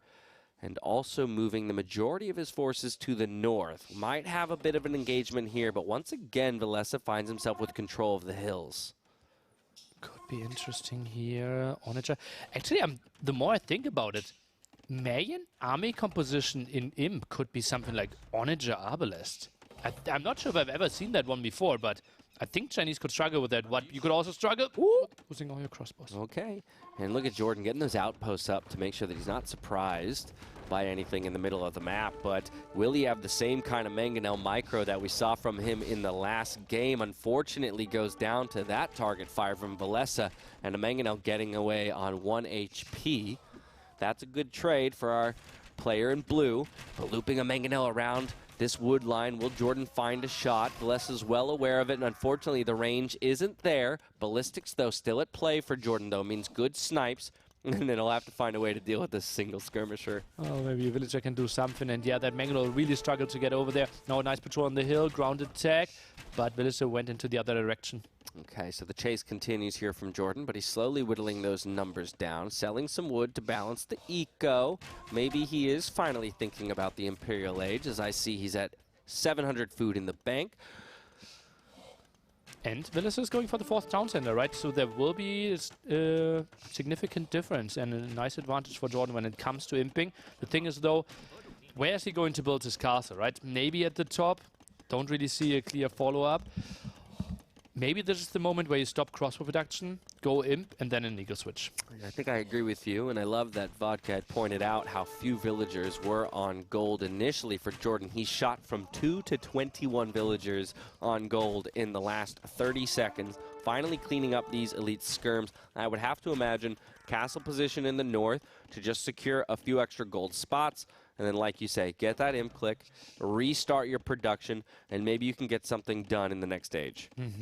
Or maybe build it at the bottom, trying to pressure the opponent. But no, Jordan knows if we get into a late game, Mayans should probably be better than Chinese here. So just a stable game, get all my upgrades, and then I should have a massive opportunity because I have the mobility with those eagles. Big fights could go in my favor, and Village should really struggle because you can't really fully stonewall this map because it's impossible to wall on this terrain. Yeah, we know the potential of those Mayan eagles. If El Dorado and the rest of the upgrades come in behind them, can absolutely lay waste to your opponent's eco without having to take too many engagements straight up. Valessa going for a very defensive castle here at the front of his main eco, and will save later ones to go out to the side. 3 Mangonels patrolling, looking for information. Jordan not trying to go forward, though.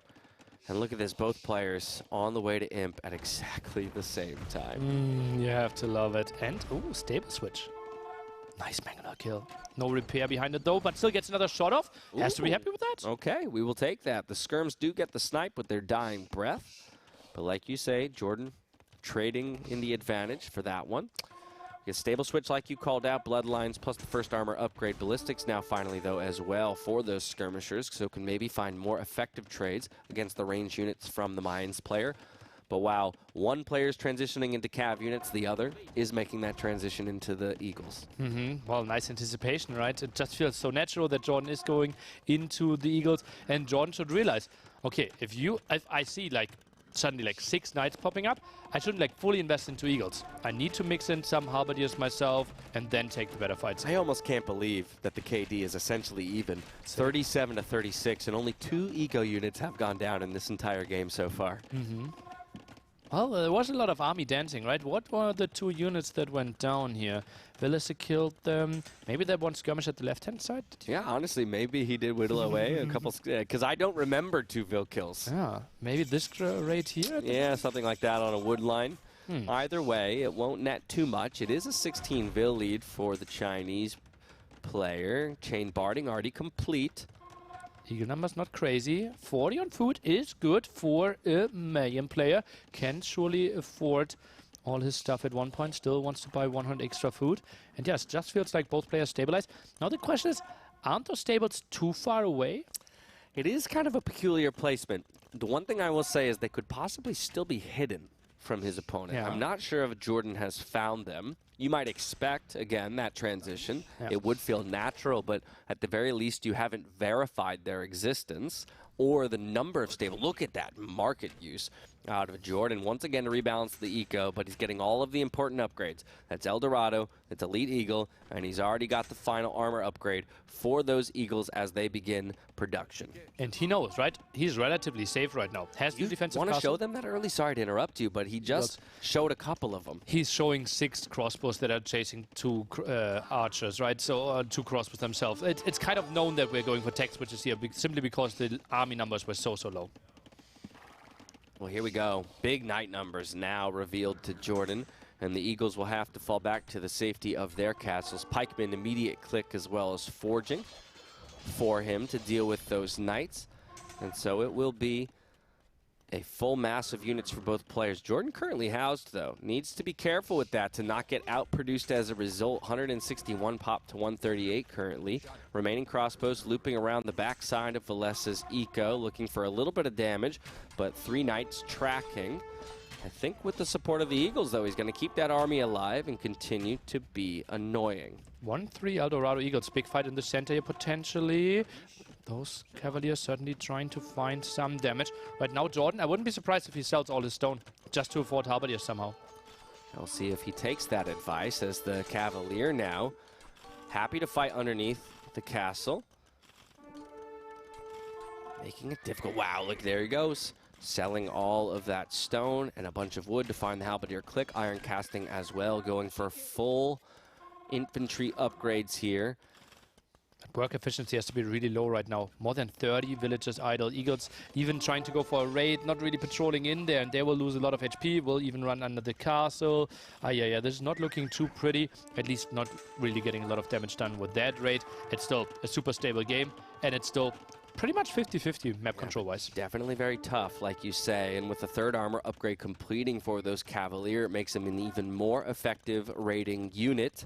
Running under TC, still chasing the Eagles, and Jordan just trying to buy some time with those. Does get a good engagement there on the hill in the north, and perhaps if he can break through these walls, that becomes the big question. Can he find his way in? Loses some villagers, though, of his own up in the north.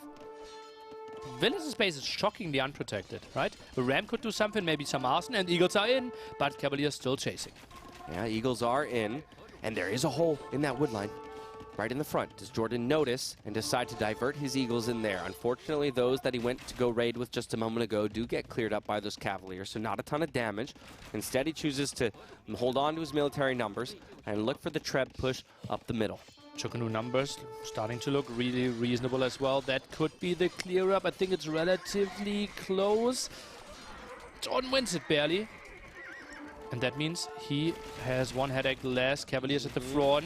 A bit of a mispatrol there. But those Chukunu starting to really put on some pressure. Yeah, I was looking to give us the answer to whether or not Pikes do counter Knights, but I think we're still left guessing. Chukunu, though, they for sure counter infantry units when in mass. And now Jordan feels the need to retreat back to the safety of the hill. A lack of numbers for him right now, even overall in military across the field, but still behind 30 pop overall. Oh man, oh man, oh man. And those Eagles, just feels like they don't really want to take that fight. Halberdier numbers only at 7. And Chukunu is really nice. What are the upgrades on those? I don't think we have the unique tech or elite.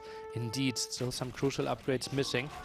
But he shouldn't really lose those Chukunu numbers now. Say Eagles trying to loop around and get us around, but the Cavalier respond fantastically and get in front for the meat shield. That said, Jordan looking for the split. Does get some Eagles into the back there. Now the Chukunu are in full retreat. Cavalier going to try and buy them some time and space to get back to the safety of the castle. Blast Furnace coming in. That'll be the final upgrade for those Cavalier. But look at these Eagle numbers rolling forward, Nili. Only the last attack upgrade missing for those, and now he's going for the raid that he wanted to see earlier. House block number 1, house block number 2, and he's denying this one unless there is a hole. Oh, there's always a hole. There's always a hole. The Eagles are in, and now Valessa has to chase. Luckily for him, it's a fairly condensed base, and so perhaps these Cavalier can find the response. That said, Jordan splits beautifully. He's buying time. Vodka as well, showing us that Elite Chukunu on the way, and so is Light Cav. But still, how many villages are going down there? I don't think it was a crazy number. The Cavaliers were around. Still only 1 trap. Kind of, he was clicked like 20 times over the last 2-3 minutes, right? He went forth, he went back. Now rethinks his options, and still didn't do any damage to any buildings. Yeah, exactly. He hasn't found a way to push this through just yet. And now a fourth castle about to go down here for Valessa. Jordan's still stuck on just one, and only one Treb on the field. Well, two now arrives.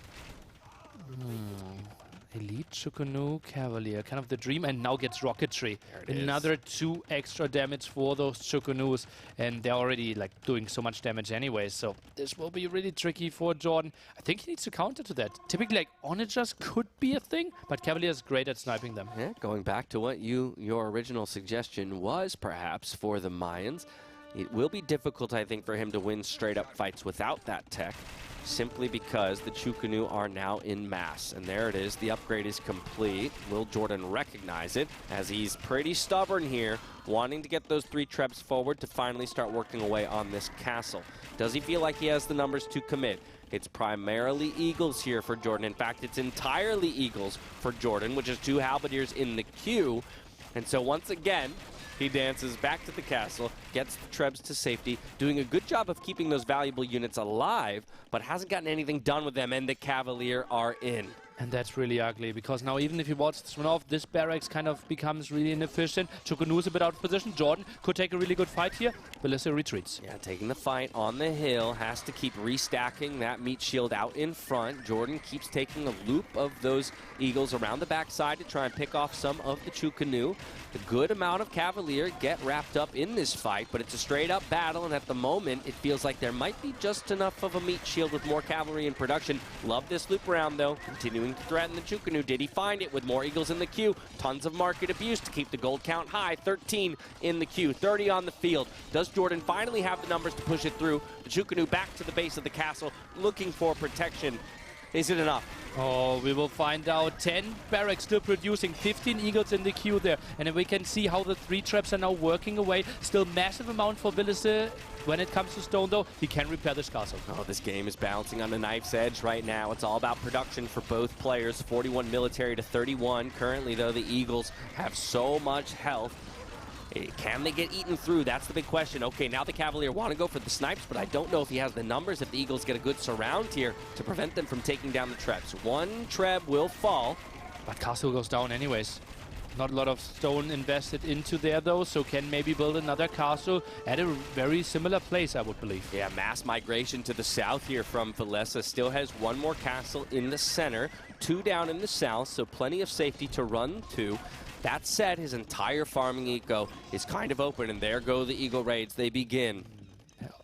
Eco Kitty, not that crazy, right? Jordan was there multiple times already, finding a bit of kills, and some people might get disappointed that Villese still didn't pick up a single relic. There's still plenty of gold at the bottom, though, so while it's not hurting him now, I think it could hurt him in like 20 minutes. Yeah, incredibly high pop for both players. In fact, Valessa still with the lead in that regard. Jordan, though, now coming forward for a castle placement, wants to establish a bit of control back in the center of the map and also give his Trebs a little bit of safety and cover with arrow fire. Few light cav, making quick work of the farmers in Jordan's eco. He needs to recognize that so as not to lose too many. Mayans, though, don't need as much of an eco to work off of as, say, the Chinese do, or most civs at that. Jordan, though, really ambitious 3-villager castle, I will say. yeah, so true. Now sends 2 more. A waypoint a bit wrong there. Some villagers sitting next to it. And yeah, that is a nice castle at the bottom, denying Jordan any gold income. Yeah, so that one's going to hurt when it does go up. But at least he'll have notice that that castle is in play. Jordan's still working on getting this castle up, and all of a sudden the numbers aren't there, Nili. Uh-oh, we need a wall. We need a wall, otherwise this could be denied. 80% castle. There is no wall, and there are Chukunu, but do they come forward to get the Vil snipes? I think Valessa sees it. Right now he's targeting the foundation, though. He's not targeting the villagers! Oh, misclick there. He wanted to kill the villagers, and I think he had enough Chukunu to find the kill. This one goes up. This buys Jordan crucial time. Oh my goodness, he got away with something there, I think. And unfortunately for Valessa, he doesn't wrestle that position back. All of that said, still working with 127 Vils and about double the military. But look at the resources. Oh, so low. It's going to be hard to sustain at this point as he tries to drop farms in the middle. Oh, man, oh, man, oh, man. Now the trap moving forward here. And that will be tricky for Jordan. No eagle production right now. He has 40 on gold. Yeah, plenty on gold, but not enough in the queue. Only 4 Eagle Warriors in the queue currently for him, trying to drop another castle and continue to expand his eco and his control of the northern side of the map. We're split down the middle, 50% ownership of this map for either player, but it's Jordan's castle, which is currently under fire and needing the repairs. Look at that, Cavalier's already waiting next to the starting town center. He knows, unit is strict 3 or 4 times on me already, but oh, actually, he sees the Eagles there, regroups. He probably double-clicked all his Knights or Cavaliers, wanted to go for it. Not even losing a single bill. I was going to say, what's kind of nice for Valessa here is most of his eco has relocated to the south. So even these Eagles not going to find a ton of damage while they did batter their way into the base. Might need to consider raiding these important stone and gold positions here for Valessa. Unfortunately, going to lose that castle that he was very lucky to get up in the first place. Little hole there means that those Eagle Warriors will be able to escape the base as they continue to be chased by some Cavalier. And look at that. Big mass of Eagle Warriors there moving towards the south here, or rather amassing on the hill there for Jordan. Also still some raids, but it just feels like too many castles here for Villese for the defense, right? I think this could be castle number 6 here already, and that just means Eagles, whenever they try to go and raid the gold spots, you will already lose 2-3 friends before you arrive there. Yeah, Valessa is doing a phenomenal job of expanding across the map, dropping castles incrementally as he takes space. Castle count for him now up to 6 across the entire field. For Jordan, it's only 2. And none of them in a position where they can provide cover fire to Trebs or siege moving forward. So he'll have to rely on military control to make that happen. Here's a single Eagle raid, but that's going to feel nice because you can get plenty of damage done against those villagers. Stone walls up at home. Stone walls up at home. He's feeling the threat of a raid himself. Valessa takes note, builds stone walls for himself through the center of the map. Nice. It's clever. It's clever trying to zone out the opponent. Both players at pop limit, something that we have not seen for quite some time. Jordan goes for Eagles exclusively here. Ooh, how about a 7th castle, Nili? What do you think? What do you think? I wouldn't mind it. Why aren't we doing it with the architecture as well? I think the next step should be Chinese Great Wall.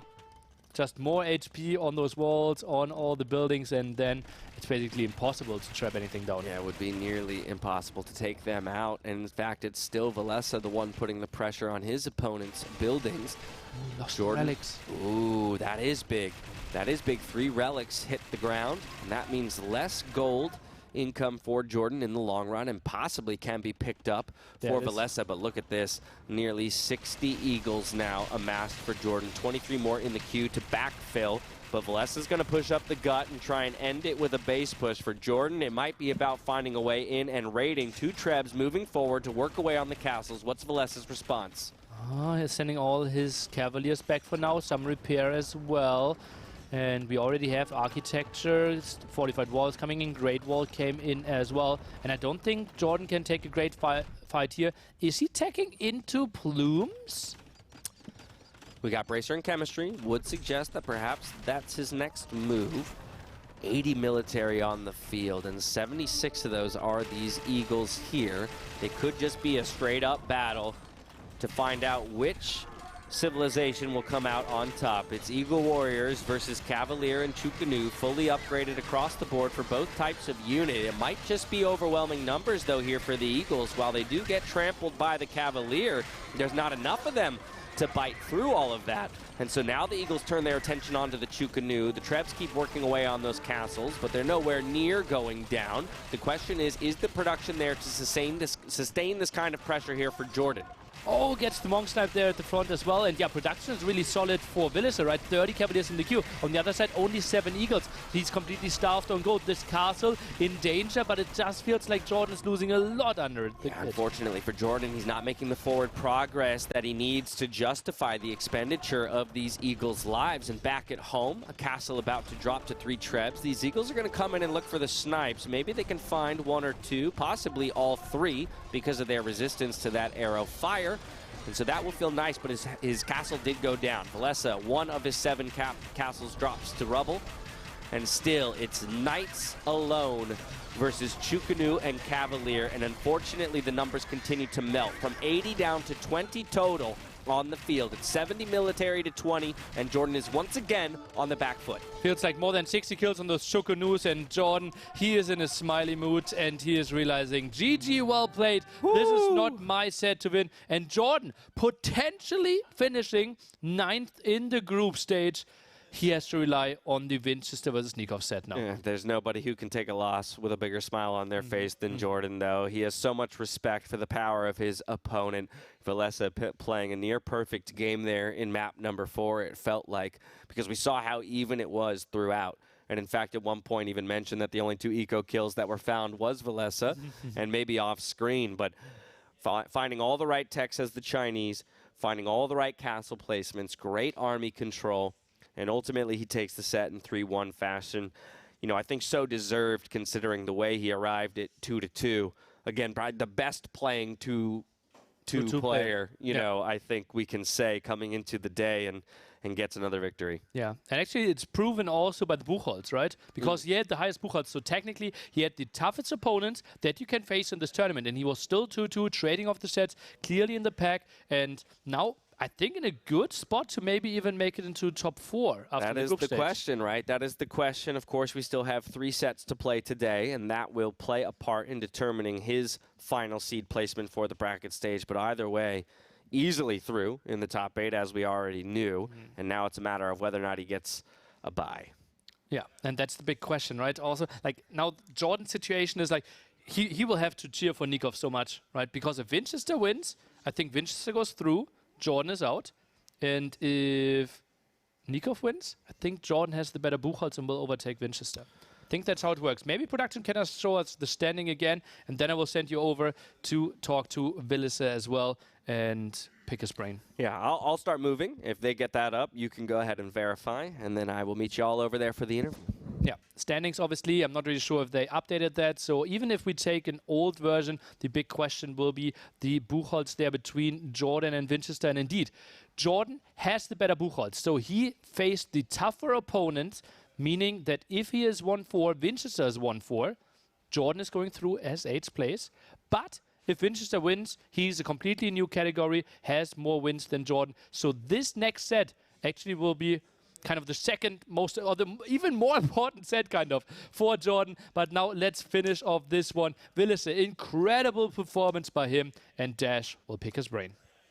Thank you so very much, Nili. Joined by the victorious Valessa, 3-1 fashion over Jordan. 3-2 in the sets overall in the group stage. I just want to take a step back and get your overall impression of how you performed in the group stage here at NAC4. I think I had very tough opponents, especially in the first 4 rounds, so I'm very happy with the 3-2 score overall. Now, in this match, specifically up against Jordan, you were probably the favorited player, but I'm kind of curious how you evaluated the Civ drafts overall, because while Jordan exhausted a lot of his early picks, or top picks early on, you seem to be saving some of yours for later in the series. Yeah, I think I was pretty happy with my Civ draft. He got the better Civ for the first map, but for the rest, I think I preferred my Civs. Talk to me about the recovery after dropping the first map, because Jordan got a lot of work done on your eco. You can see there at this point in the game, 9-0 in the eco KD. For yourself, how do you mentally recover after taking a tough loss in map number 1?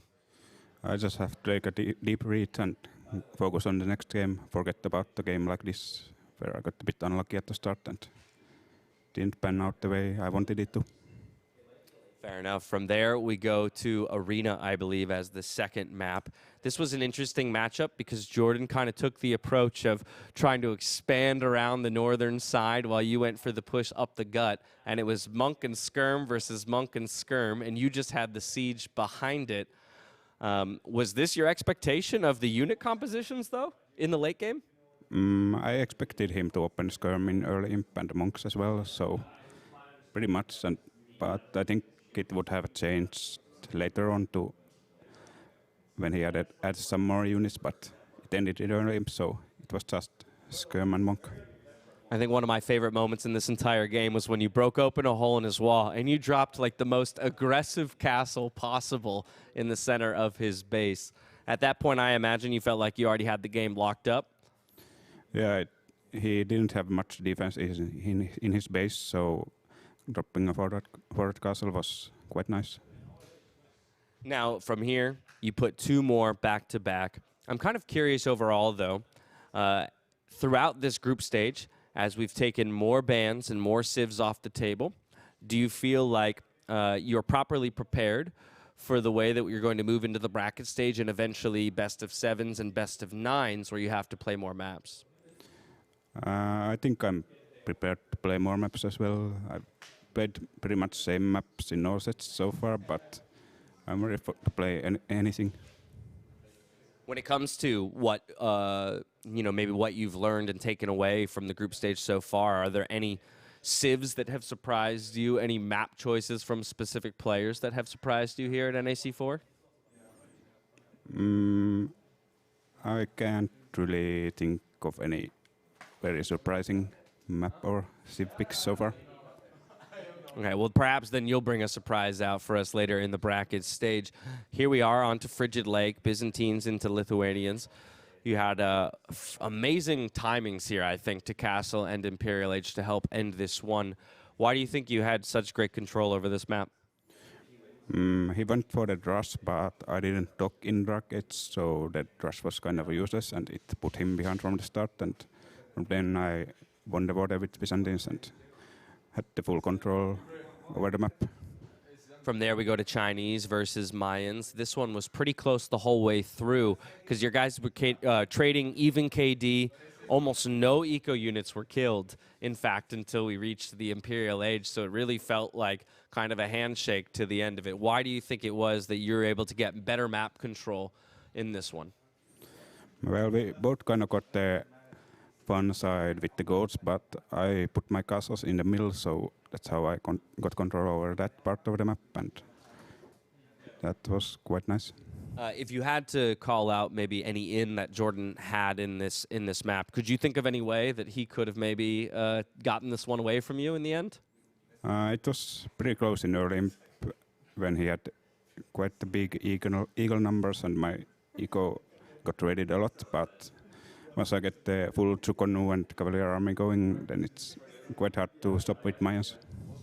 Well, it's a 3-1 victory for you. You put yourself in fantastic positioning, definitely through to the bracket stage. Of course, we have to wait till the rest of the series play out to find out if you'll be top 4, top 6, and whether or not you earn the bye. When it comes to the bracket stage, which players are you most looking forward to? Do you want a particular rematch from the group stage or maybe a new opponent? Well, I already played pretty much the top 4, top 5 players in the group stage, so I'll just see which one I get and try my best. Fair enough. I think we have one more series after this one that I'd love to get your opinions on. If we can get the schedule up onto the screen, I'll just get your thoughts ahead of this. Vinchester, Nicov, a very important matchup because Vinchester's still trying to break into that top 8 and Nicov fighting for seeding. What's your thought on that one? I think Nicov has been playing stronger so far, so I think he's the favorite for the set, but Vinchester can bring some surprises. All right, we'll see if he's got any of those surprises in store.